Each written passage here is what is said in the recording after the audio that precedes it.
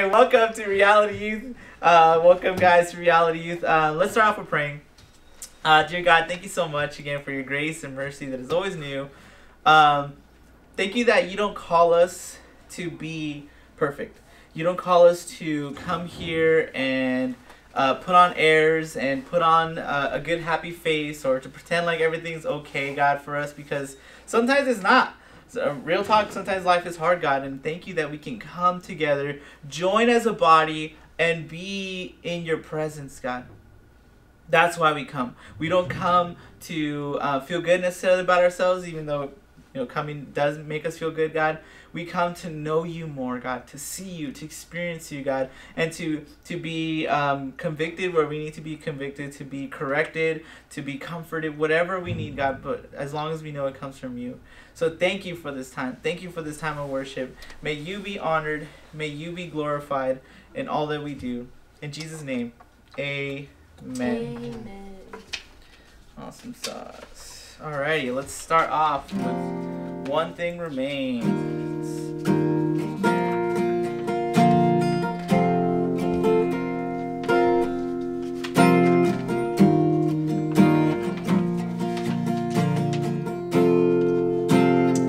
Higher than the mountains, higher than the mountains that I face, stronger than the power of the grave, constant in the trial and the change.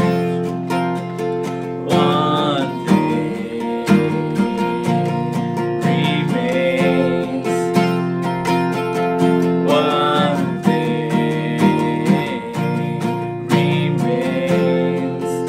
Your love never fails, it never gives up, it never runs out on me. Your love never fails, it never gives up, it never runs out on me. Your love never fails, it never gives up, it never runs out on me. Your love. And on it goes, and on and on and on and on it goes, and it overwhelms and satisfies my soul, and I never ever have to be afraid. One thing remains. One thing remains. Your love never fails, it never gives up, it never runs out on me. Your love never fails, it never gives up, it never runs out on me. Your love never fails, it never gives up, it never runs out on me. Your love. Ooh, your love. In death, in life. In death, in life, I'm confident and covered by the power of your great love. My debt is paid. There's nothing that can separate my heart from your great love. Your love never fails. Your love never fails. It never gives up. It never runs out on me. Your love never fails. It never gives up. It never runs out on me. And on and on and on and on it goes.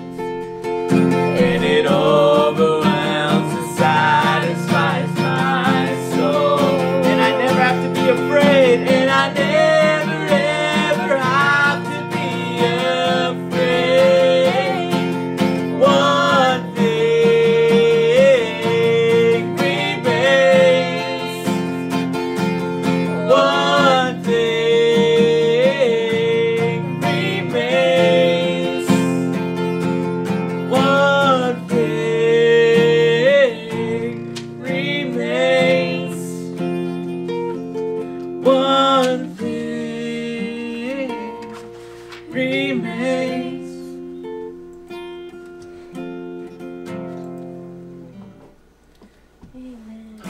song, Call Me Higher. It's a really cool song because, again, it's in the title. God has called us higher, called us to a higher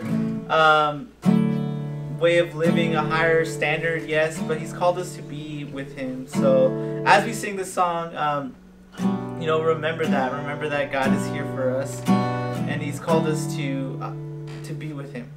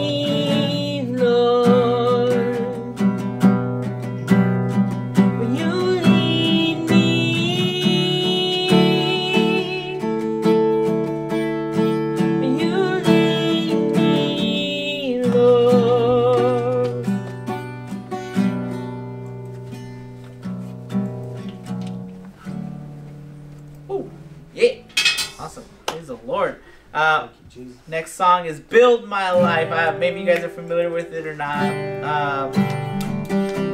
But again, all these songs are just meant to bring us into that heart of worship, bring us into that time of seeking after God, of following after Him. So as again, if you don't know the words, it's fine. But as we sing this together, just let the words minister to you as we sing this song.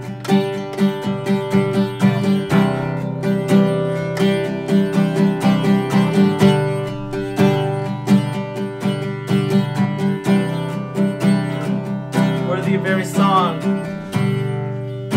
Worthy of every song we could ever sing.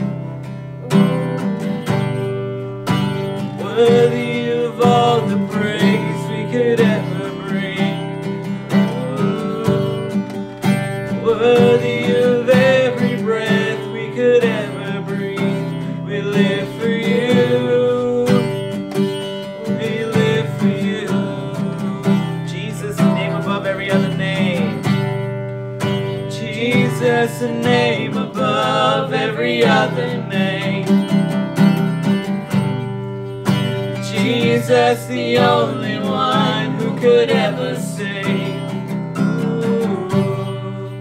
Worthy of every breath we could ever breathe. We live for you. We live for you.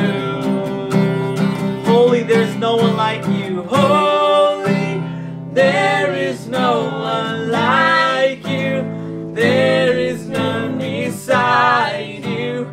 Open up my eyes in wonder and show me who you are and fill me with your heart and lead me in your love to those around me.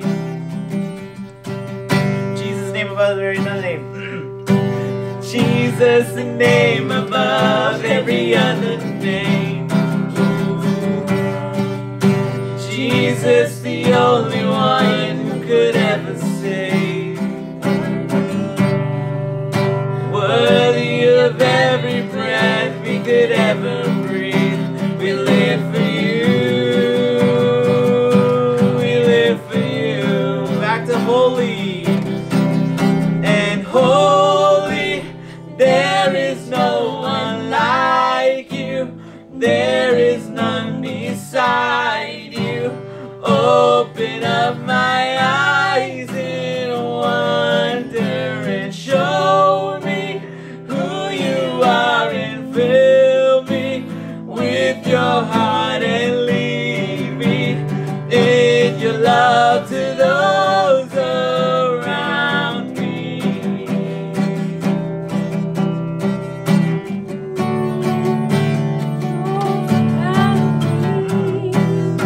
I will build my life, and I will build my life upon your love. It is a firm foundation. I will put my trust in you alone. And I will not be shaken. Again, I will build my life upon your love. It is a firm foundation. I will put my trust in you alone. And I will not be shaken. Back to holy. And holy, there is no one like you. There is none beside you. Open up my eyes in wonder and show me who you are and fill me with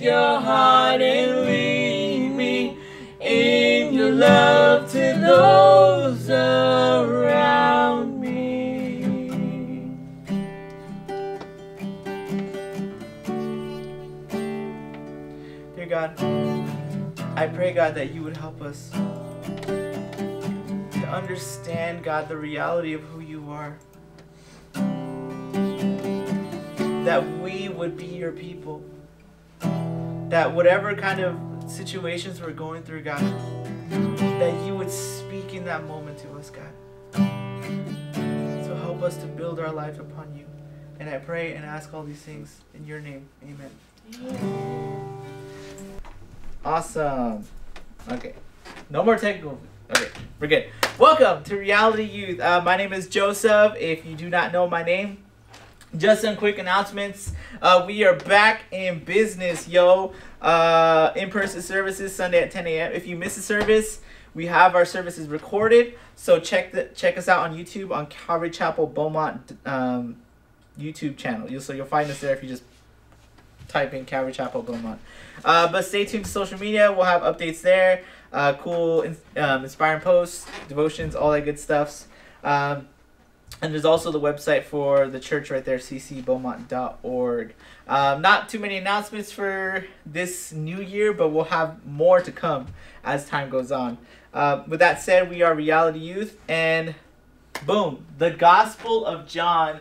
God is there. That is our series that we started off with. We're still going to go through it, and we're going to continue this series through the Gospel of John. It's really cool. As we go through it, look for that theme. Look for the theme that God is there. God is there. God is among us. God is with us. God is not abandoned us. So as we go through this, let's keep that theme in mind. With that said, I'm going to pray again, and then we can go ahead and get started. Dear God, thank you so much again for your grace and mercy that is always new, God. That you don't fail us, God. You don't abandon us, God. You never leave us astray. You are there. So I pray, God, that we would understand that. I pray that we would look at the life of your son, Jesus, and that we would take his example and apply it to our lives, God. That we would apply it to our lives and see what that means to us. What does it mean that God is there? What does that mean that Jesus is God? Let's figure that out together. So I pray that you be with us and bless this time. In Jesus' name, amen. Woo! The title of today's message, excuse the verses though, because those are wrong. The title of today's message is business. Business. I was gonna call it business as usual, but I thought that was too long. I just want to keep it simple. Business, and we're gonna be in John chapter 2, not 1 through 11. We're gonna be 13 through 23. So the definition for business, I like to whip out the dictionary every once in a while. Business is the practice of making one's living by engaging in commerce. So, trading and stuff like that. Like, I'm in the business of making cupcakes. My business, my livelihood is making cupcakes. If I'm in the business of, dog grooming or making videos on the internet or whatever I do as my livelihood, that's what I choose to engage in commerce. That's how I, make a living. That's what I make my life about. So, in the same way, we're going to see that Jesus addresses business in this passage. What is our business? What is his business? And all that good stuff. But the question I want you guys to keep in mind when we're going through this passage is, what are you all about? What is your life all about? What is your business? What do you make it your business to do? Because the reality is we all have that thing that, consumes our minds and our thoughts. What are the things that we go to sleep at night thinking of? What do we wake up thinking of? What do we spend our days being excited to do after work or school or whatever? What are those things that give us that motivation? And I want you to think of those things and see those things in light of the gospel, in light of God's truth. I pull my Bible. Wow. I know. But yeah, let's open to John chapter 2. And we're going to start in verse 13. And it says, I have King James. And it says here, now the Passover of Jews was at hand, and Jesus went up to Jerusalem. And he found in the temple those who sold oxen and sheep and doves and money changers doing business. So let me stop here for a quick second before I go into my point. So the Passover was a celebration. It was a celebration in honor of what God had done in the time of Moses. So just to give you a quick recap, God was like, yo, Moses, if you guys don't sanctify yourselves, you guys don't set yourselves apart, I'm going to send my spirit down to take the lives of every firstborn in every household. So what they had to do is they had to, they had to eat unleavened bread. They had to prepare the meat of the animal. They had to prepare the lamb, and then they had to put the blood of the lamb on the doors. So that's what they did in the Passover. And maybe we can watch that thing later. But basically, God had come in. He spared the Israelites because they had set themselves apart. But the Egyptian peoples, they didn't want to set themselves apart. They didn't want to follow the commands of God, so they chose to disobey. And because they chose to disobey, they had suffered the wrath of God. So I want you to keep that in mind as Jesus is walking into the temple, into the house of worship, the place that is designed and called to be a place for people to come be redeemed. He's walking in and he found in the temple those who sold oxen and sheep and doves and the money changers doing, but he sees all this commerce going on. He sees business, or if you want to be like punny, he saw all this busyness going on. He saw all this business taking part in the temple of changing money and people getting paid or whatever. So this is what Jesus is walking into, mind you. And it's a really cool passage. It's actually a very relevant passage because in the past couple weeks, I've heard this passage referred to several times by people because of the goings on in our country. So it's really cool that we get to go through this passage and see what Jesus' interpretation is. Anyway, moving on, tangent aside, verse 15. When he made a whip of cords, he drove them all out of the temple with the sheep and the oxen, and poured out the changers' money and overturned the tables. And he said to those who sold doves, take these things away. Do not make my Father's house a house of merchandise. In other accounts, it says, do not make my Father's house a den of thieves. Then the disciples remembered what it was written, zeal for your house has eaten me up. Zeal for your house has eaten me up. My first point for today is that Jesus' business is redeeming souls. Jesus is in the business of redeeming lost souls and bringing people to him. That's why he did what he did. That's why he chose. And again, Jesus wasn't stark raving mad or hulked out or whatever. Like, he didn't do that. He took his time. In verse 15, it says he had enough time to make a whip of cords. So he planned, he knew what he was doing, he understood the reality of the situation. Because he knew, and because Jesus is God, he knows that God's house isn't designed for this. Because he's God. He's God the Son. And sent by God the Father to sacrifice himself for the sins of the world. So because Jesus knew that, because Jesus is who he is, he came in and changed things up. He, sent the sheep out and he sent the oxen away and he overturned the tables.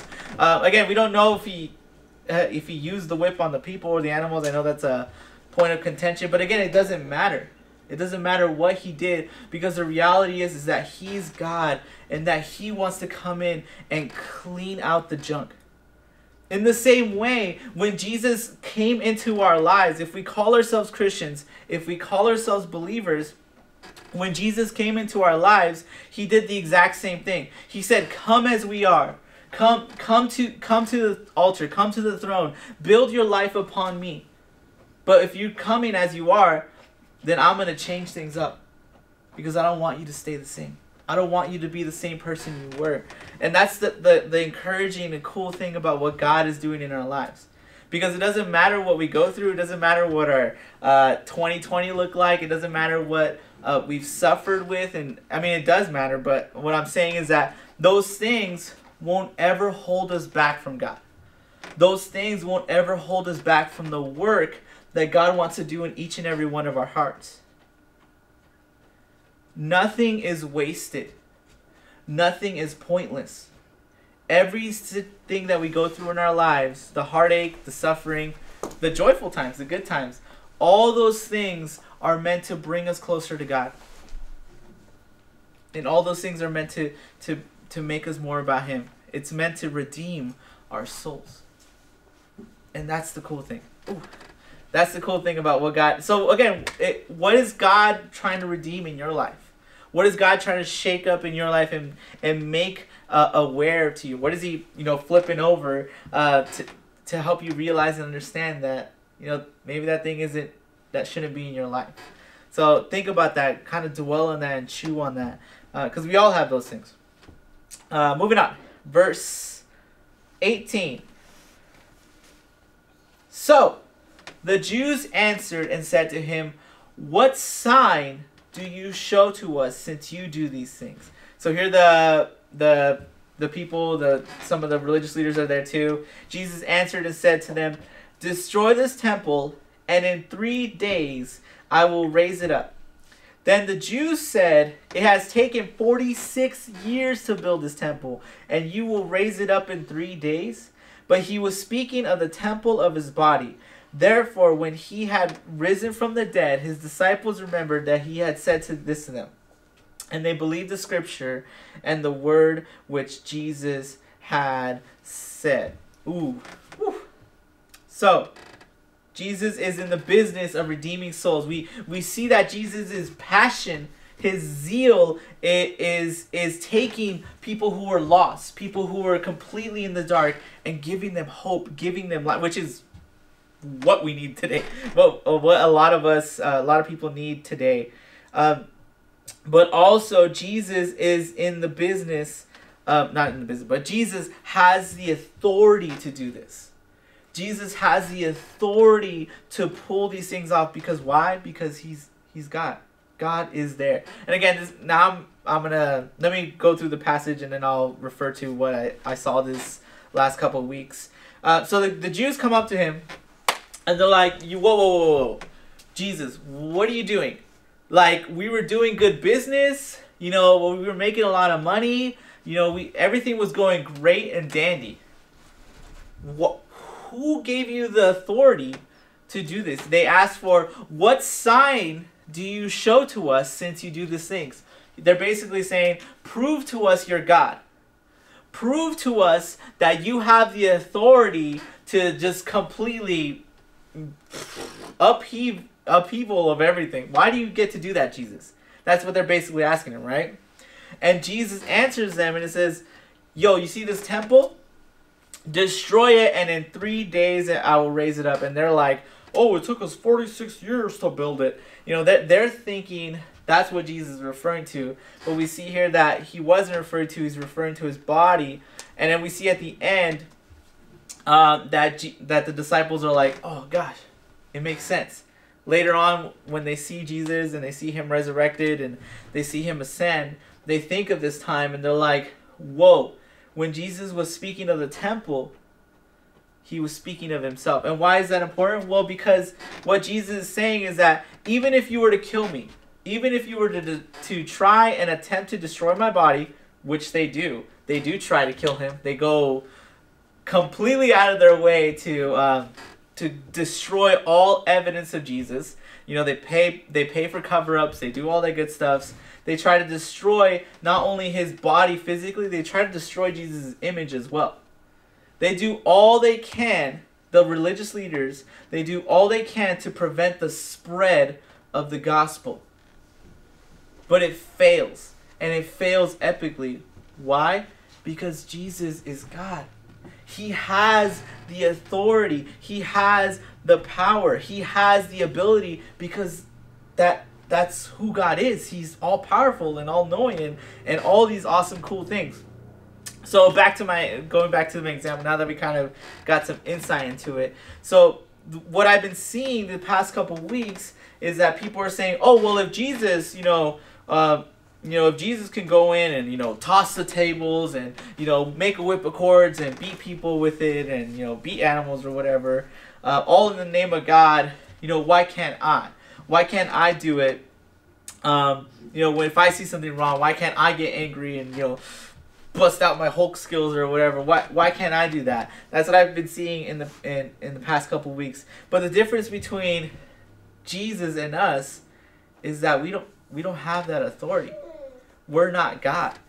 And that's the good thing. It's the good thing that we're not God, because if we were God, if I was God, let me bring it specific. If I was God, the world we would live in would be terrible, because I'm broken, I'm selfish, I'm self-centered and all these things, and my jokes are bad, they fall short sometimes, but in the end, the cool thing about it is that I'm not God. Jesus is God. He has the authority, he has the power, he has the ability, so that even when people try to destroy him physically, emotionally, whatever, they try to destroy his image, they try to destroy his ministry, whatever they try to do, it fails because he is God. And why is that important? Why does that matter to us? We're God's people. We're God's people. We're his children. It says he's adopted us. He's grafted us into the tree. The family tree, to say. He's called us his own. So that means that whatever people try to do to the church, it will always fail. No matter how many people slander the church, no matter how many people try to destroy the church physically. There's persecution is a very real thing. We kind of see it here in America, lightly so. But, other countries, that's the reality for Christians there, for believers there, is that meeting like this is a no-go. You can't advertise, oh, we're meeting at church. You can't have billboards up. We can't put things on social media. You can't do that if you're in another country. Because the reality is that spells death or imprisonment for you or your fellow believers. That's a reality. We don't see that here, but that's the reality. But even if that was to become a reality here, the reality is that no matter how hard the world goes to try to destroy God's work, it will always fail. Because God is God. You can't destroy what he's doing, the good work he's doing. Again, and that's the great thing about following after God, because he's good. He's a good father, and he wants to build our life, and it says he doesn't want to destroy our life. That's the thief. That's the father of lies. That's what he wants to do. But God, he wants to give us life, and give us life abundantly. And that's where we see that dilemma about the business thing. Going back to, what is our business? What do we make our life about? Because if we make our life about ourselves, about seeking after our own desires, about seeking after our own pleasures, our own gains, we miss out on the life that God has set aside for us, that God has called for us.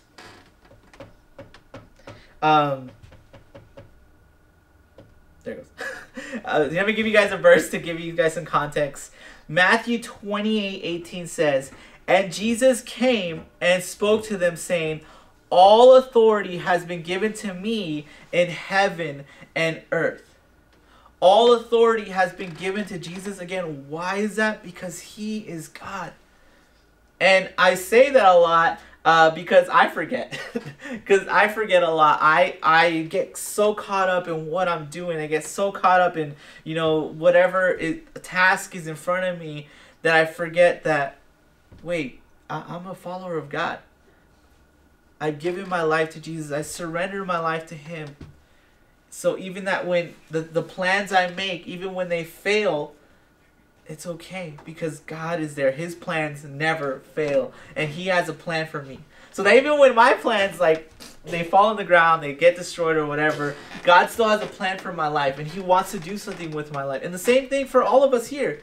If we call ourselves believers, if we call ourselves followers of God, There is hope. There is a future. There is a way. There is something waiting for us. Here are my 2 takeaways for today. God is about changing our lives. That is his business. His business isn't, trying to make us happy, even though he does try that. His business isn't trying to make us a lot of money. His business isn't trying to give us power. His business isn't trying to give us authority or give us a nice car or a nice house. That's not what God is about.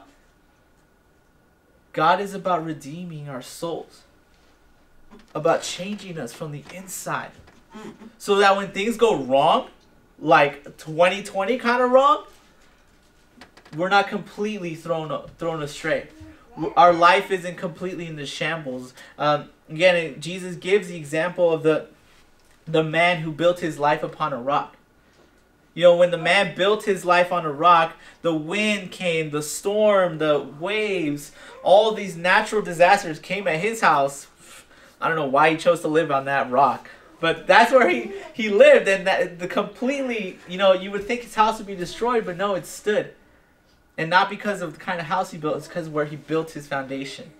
In the same way, when we build our lives upon God, that is a strong foundation, filled with hope, filled with a future. And that's what God is about, changing our lives, changing us from the inside. And the second takeaway, and the most important takeaway, I would say for today, is that God has all authority. God has all power, all authority, all knowledge, omnipotence, whatever you want to, fancy words you want to use. That's who God is.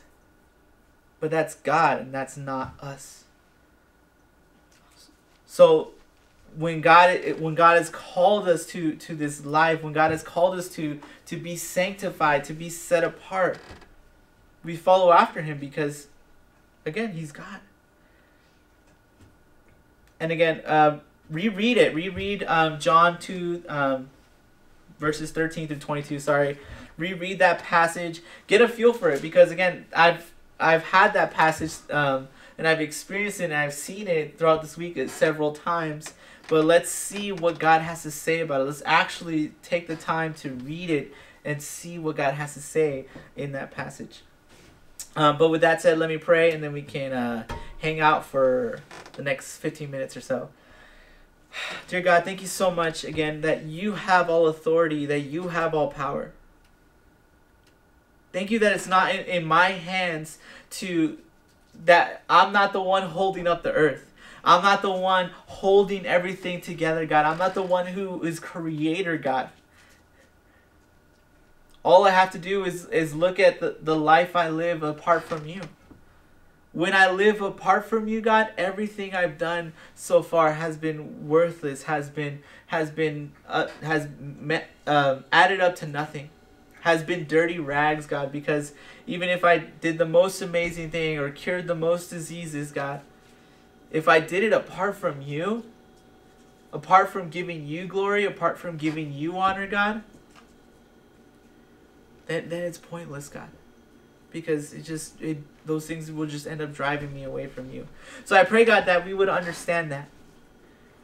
That when you drove away the people, when you drove away the animals and the sheep and you tossed over the tables, you weren't doing that because you were angry. You weren't doing that because you disliked the people or you hated the people that were there.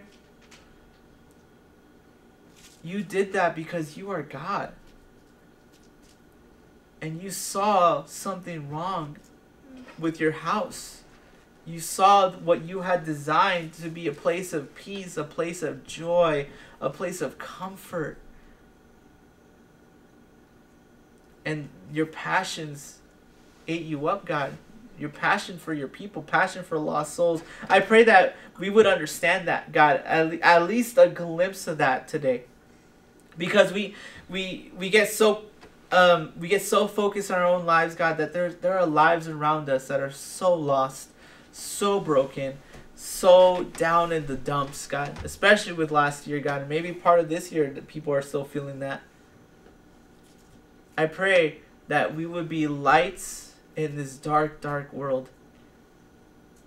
I pray that we would point others to you, God. I pray that we would be, again, we're not perfect either, God. I pray that we would be the beggars pointing to where we found the bread. That where we found hope, where we found joy, we would say, no, not me. I'm not the one. It's God. It's God. He's the one. He's the one that changed my life. He's the one that made me a good person, or made me better, or gave me hope, or gave me joy, or whatever we're going to stand on. It's all you, God. That's why we're here. That's why we've gathered. That's why we're watching right now on YouTube or whatever streaming site we're watching from. That's why we do this, God. So I thank you, God. I pray that you bless this day. Help us to dwell on that throughout the week. And I pray and ask these things in Jesus' name. Amen. Woo. Amen. Yeah, hang out for the next 15 or so minutes. Or 10 minutes. If you guys have any questions, if you guys have any comments, if you have any concerns. Am I still recording? Okay, yeah. Craig will edit that. If you have any questions, comments, or concerns, feel free to message us. You know, put it on send us an email to the church. Pretty sure you guys have my email. Send that to. Some of you have my information out there too. Call me, text me, whatever. If you have any questions, comments, concerns, prayer requests, turn those in so we can pray for you guys as well. Feel free to also leave comments on any of the channels we have. Make sure that you say, whatever you need to say, ask any questions, and we'll see those eventually. But yeah, with that said, let's break.